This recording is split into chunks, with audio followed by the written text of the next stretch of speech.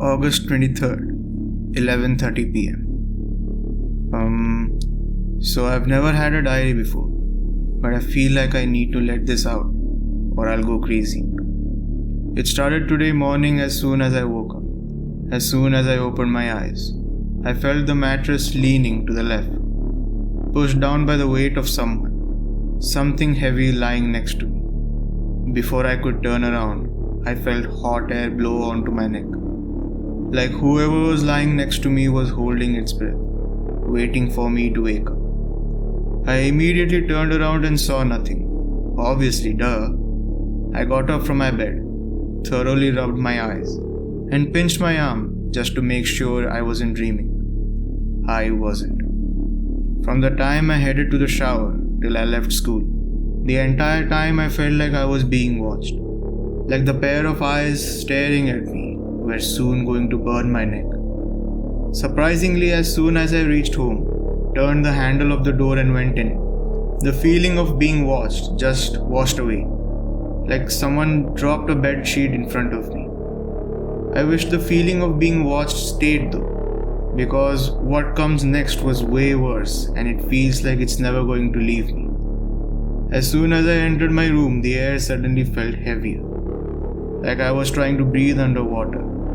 A horrible feeling of suffocation. It's so damn frustrating how the air just wouldn't fill my lungs. No matter how much I inhaled the air would just get stuck midway through breath and get exhaled.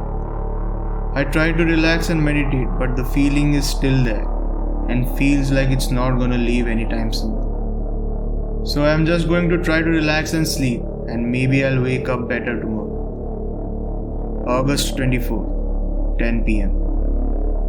The fact that I thought I would just wake up better makes me sick.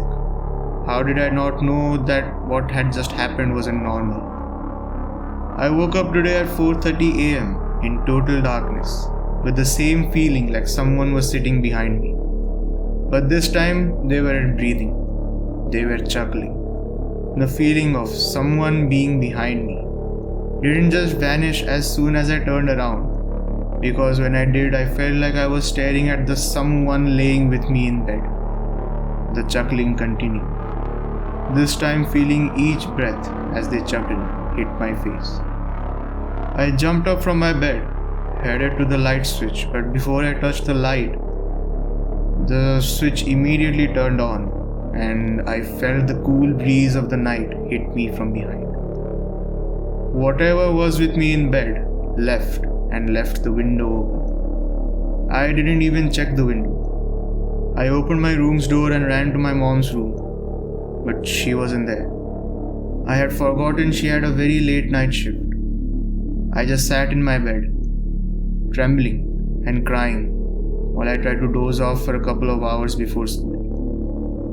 I woke up drenched in sweat to the sound of my mom opening the front door. Her shift ended at 6, so I knew it was time for school. I called mom from school and went home early today, saying I had a horrible headache or something. Anyways, I couldn't concentrate at all at school. I contemplated telling mom what was happening, but I was just too tired and didn't have energy for the get off your phone and sleep earlier. So I just slept all the way. When I got home, I didn't even come close to my room.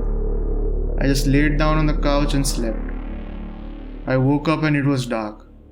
I assumed mom went to work already and I was alone again. It's 10 right now. I've been alone for 3 hours now. The feeling of suffocation is back, but this time I feel like someone is grasping, clutching my throat. I'm trying to call my mom, but there's no service.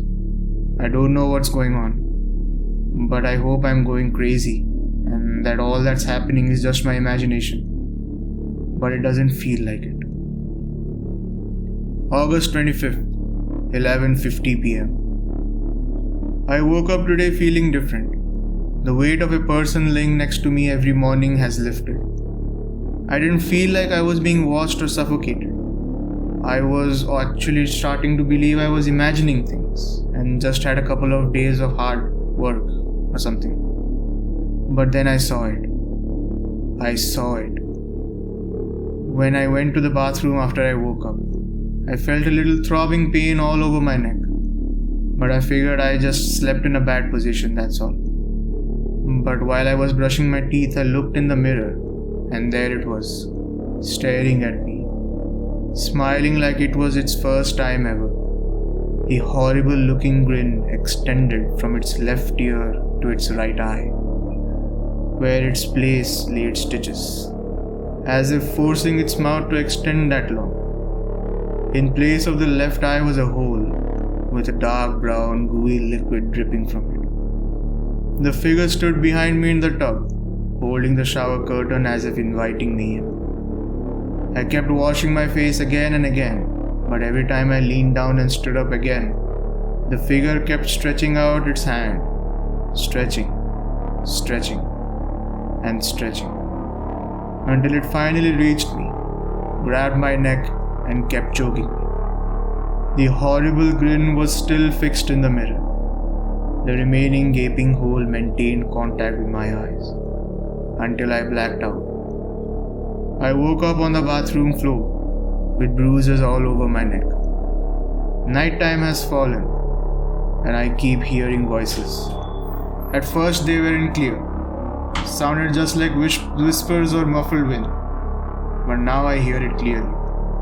It's calm and relaxed, almost soothing, telling me to go to the woods. I have covered every mirror, and I am scared to leave my mom's room. But I hear tapping on the window, and I know the face is still staring at me. Thursday morning, August 26th at 4 p.m. I reported my daughter missing. 16 hours after she disappeared. A couple of hours later, she was found by some hikers hanging from a tree. Her death was ruled as a suicide. I knew Emma would never do this to herself or to me, but now I am so damn sure she didn't. I am the worst parent ever. I feel horrible. I could have prevented all this. I am writing this here as I am sobbing and crying, holding the last words my daughter ever wrote. Because I never found a goodbye note and never got an explanation. But it was all here, under my